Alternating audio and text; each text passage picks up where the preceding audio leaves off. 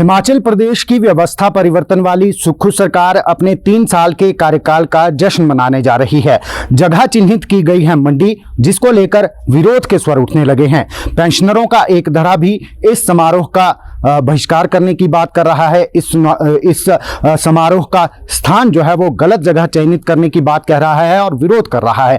वहीं भाजपा नेता सतपाल सत्ती हमारे साथ हैं, उनका क्या कहना है इस समारोह को लेकर। सर, सरकार अपने 3 साल के कार्यकाल का जश्न मनाने जा रही है और जगह चिन्हित की गई है मंडी, क्या कहना चाहेंगे? मुझे ऐसा लगता है, मेरा ऐसा मानना है कि हिमाचल प्रदेश के अंदर पिछले 3 वर्षों में कोई भी ऐसा काम इस सरकार ने नहीं किया है जो जश्न मनाने लायक है। हिमाचल प्रदेश की जनता आज कानून व्यवस्था से परेशान है। हिमाचल प्रदेश आज अवैध हथियारों का अड्डा बनता जा रहा है। गैंगवार हो रहे हैं उन्ना जिला जैसे जगहों पे, बिलासपुर जैसी जिलों के अंदर जगह जगह लोग आकर के जहाँ पर फायरिंग कर रहे हैं। और दूसरी तरफ बेरोजगार लोगों को 5 लाख नौकरियां देने का वायदा किया था, पिछले 3 वर्षों में एक भी नौकरी नहीं निकली, किसी को नौकरी नहीं दी गई। हिमाचल प्रदेश के अंदर जो करना मूलक आधार के लगभग 5000 केसेस जैसे फंसे पड़े हैं, उनको कहा था एक मुश्त आकर के कांग्रेस गवर्नमेंट उनको लगाएगी, नौकरी लगाएगी। आज तक एक भी व्यक्ति के बारे में कोई पॉलिसी नहीं बनाई गई है। इसी तरह से हिमाचल प्रदेश के अंदर जो महिलाओं से वायदा किया गया था, उन वायदे के ऊपर जो बिल्कुल असफल है। कर्मचारी आज हिमाचल प्रदेश में परेशान है, अगले महीने की तनख्वाह मिलेगी या नहीं मिलेगी ऐसा किसी को विश्वास नहीं है। हिमाचल प्रदेश के अंदर पेंशनधारी, जैसा आपने स्वयं कहा, इस गवर्नमेंट के विरोध में जगह जगह बेचारे 70 साल की उम्र में, 80 साल की उम्र में, 85 साल की उम्र में, 90 साल की उम्र में बेचारे डिस्ट्रिक्ट हेडक्वार्टर के ऊपर इकट्ठे होकर के अपनी पेंशन के लिए चला रहे हैं। HRTC डिपार्टमेंट के लोग आज अपनी पेंशन के लिए चला रहे हैं, तनख्वाह के लिए चला रहे हैं, ओवर टाइम के लिए चला रहे हैं। रिटायर्ड लोगों के जो मेडिकल बिल आए हैं उनकी पेमेंट नहीं हो रही है। हिमाचल प्रदेश के अंदर जो हिम केयर कार्ड था वो पूरी तरह से बंद हो चुका है। लोगों को इलाज अपना पैसा लगा के कराना पड़ रहा है। हिमाचल के अंदर अनेकों संस्थान बंद कर दिए गए हैं। यानी कोई तालमेल इस गवर्नमेंट का नहीं है। उस तालमेल ना होने के कारण हिमाचल प्रदेश के अंदर अफरा तफरी का माहौल है। उस अफरा तफरी के माहौल में कोई जश्न मनाना तो मुझे लगता है जो जनता के जख्मों के ऊपर नमक छिड़कने के बराबर है। इसलिए सरकार को इन व्यवस्थाओं को ठीक करना चाहिए, प्रदेश को ठीक करना चाहिए। जश्न बाद में मना लेंगे, लेकिन 3 साल के अंदर कोई ऐसा काम नहीं हुआ। किस चीज़ का जश्न है, जो बताएं किस चीज़ का जश्न है, बताना चाहिए उन लोगों को। मंडी को लेकर विरोध हो रहा है सर, क्योंकि मंडी जिला आपदा की मार झेल रहा है। अभी भी कई लोगों की डेड बॉडी तक नहीं मिल पाई है।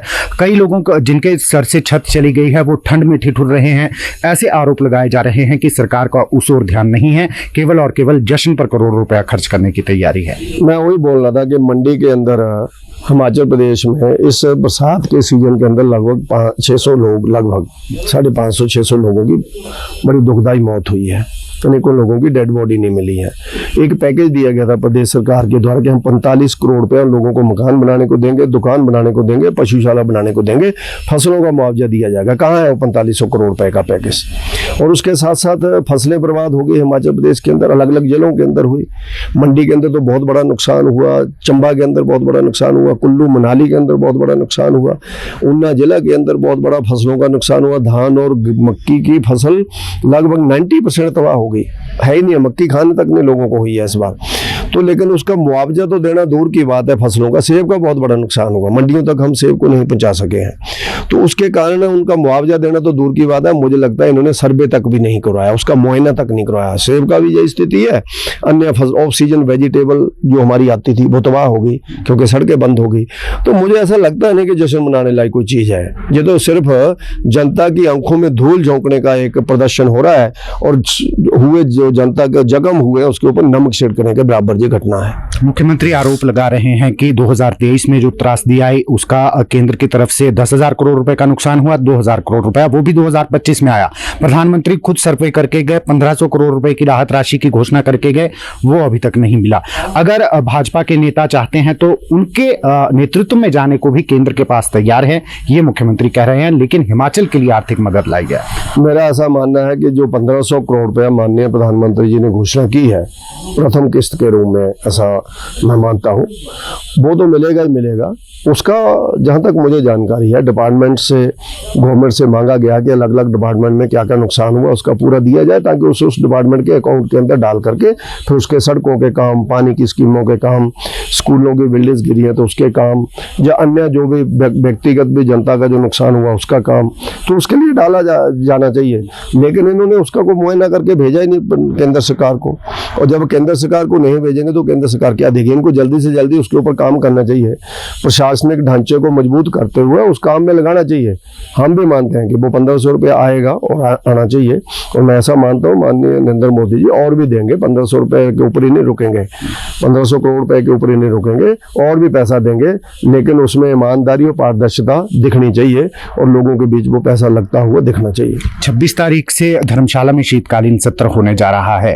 भाजपा किन मुद्दों को लेकर सरकार को घेरने वाली है? सदन के अंदर ही घेरेगी या फिर सदन के बाहर भी सरकार के खिलाफ मोर्चा खोला जाएगा? अगले कल हमारे विधायक दल की मीटिंग है। विधायक दल के नेता जयराम ठाकुर जी के नेतृत्व में और प्रदेश प्रभारी श्रीकांत शर्मा जी भी उसमें आ रहे हैं, और हमारे अन्य पार्टी के वरिष्ठ लोग होंगे, सभी विधायक होंगे। तो उसके अंदर प्रदेश की जनता के जो ज्वलंत मुद्दे हैं उनको हम लोग पहले भी उठाते रहे हैं, विधानसभा सेशन के अंदर भी और विधानसभा सेशन के बाहर भी। तो उसको लेकर के भारतीय जनता पार्टी ने विधानसभा के अंदर किस तरह से उन मुद्दों को उठाना, अगले कल उसकी रणनीति बनाई जाएगी। और उसके साथ साथ जो हमारा पार्टी है, दल है, जो हमारा संगठन है, संगठन की ओर से वहाँ पर धरना भी रखा गया है, विधानसभा का घेराव भी रखा गया है, क्योंकि ये सरकार जाग ही नहीं रही है। हर बार हम लोग विधानसभाओं के बाहर भी बोलते हैं, विधानसभाओं के अंदर भी बोलते हैं, लेकिन इस सरकार की, जिसको हम लोग कहते हैं कान के ऊपर जूं तक नहीं रेंगती है, इतनी निष्क्रिय सरकार है जिसकी आप कल्पना नहीं कर सकते हैं। उसी के कारण हिमाचल डूबता चला जा रहा है। सेशन के साथ साथ जो मुख्यमंत्री बार बार सार्वजनिक मंचों से कहते हैं भाजपा के लिए कि भाजपा 5 गुटों में बटी हुई है, एक गुट उसमें आपका भी कहते हैं कि सतपाल सत्ती का भी एक गुट है भाजपा में, कितनी सच्चाई है इसमें? मुझे लगता है कि ये सरकार भ्रम की स्थिति फैला करके ही सत्ता में आई थी, भ्रम की स्थिति फैला करके ही सरकार चलाई जा रही है, और भ्रम में ही जो चली भी जाएगी, जो बचेगी नहीं। व्यवस्था परिवर्तन में ऐसा परिवर्तन होगा जैसा बिहार के अंदर हुआ है, पता नहीं लगेगा। ये नहीं गिनना पड़ेगा जीते कौन है, गिनना ये पड़ेगा कि ये नहीं गिनना पड़ेगा कि हार कौन कौन गया, गिनना ये पड़ेगा कि जीता कौन कौन है, बचा कौन कौन है। तो उसके कारण इस तरह की भ्रम की स्थिति ना पैदा करते हुए कि बीजेपी में इतने ग्रुप हैं, बीजेपी में उतने ग्रुप हैं। मुझे लगता है कि जिस पार्टी के अंदर अपना प्रदेश का अध्यक्ष फाइनल नहीं हो रहा है, जिस पार्टी के अंदर प्रदेश की पूरी संगठन निष्क्रिय बैठा हुआ है, और 10 बार मुझे लगता है चीफ मिनिस्टर दिल्ली जाया है कि प्रदेश का अध्यक्ष कौन बनना है। अनेकों लोगों की पेशियां वहां पड़ रही हैं, मंत्रियों की पेशियां वहां पर पड़ती हैं, उनसे पूछा जाता है कौन प्रदेश का अध्यक्ष बनाना है। जितनी कंफ्यूज इनकी केंद्रीय हाईकमांड है, उतना कंफ्यूज इनका प्रदेश के लोग भी हैं।